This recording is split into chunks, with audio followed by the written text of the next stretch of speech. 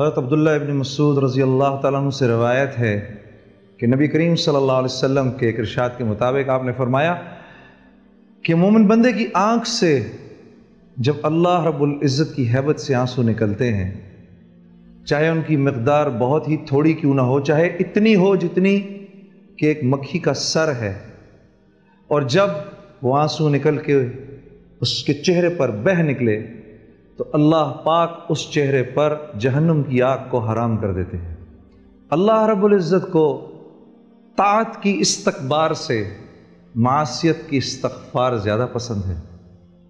قرآن میں اللہ پاک فرما رہے ہیں فَقُلْتُ اسْتَغْفِرُوا رَبَّكُمْ إِنَّهُ كَانَ غَفَّارًا يُرْسِلِ السَّمَاءَ عَلَيْكُمْ مِدْرَارًا وَيُمْدِدْكُمْ بِأَمْوَالٍ وَبَنِينَ وَيَجْعَلْ لَكُمْ جَنَّاتٍ وَيَجْعَلْ لَكُمْ أَنْهَارًا۔ تم مجھ سے معافی مانگو، ارے میں تمہیں ضرور معاف کروں گا، کیونکہ میں تو ہوں ہی غفار، اللہ کو پسند ہے معاف کرنا۔ پھر اللہ پاک فرما رہے ہیں معافی مانگو تو آسمان سے جو بارشیں رکی ہوئے ہیں ان کے دہانے کھول دوں گا۔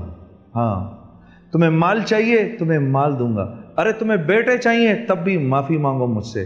تمہاری فصلوں کے اندر لہلہاتے کھیت اگر وہ ختم ہو گئے ہیں تو زمین کو حکم دوں گا کہ برکات کے منہ کھول دو۔ ہاں میرے دوستو، استغفار کو مضبوطی سے پکڑ لو۔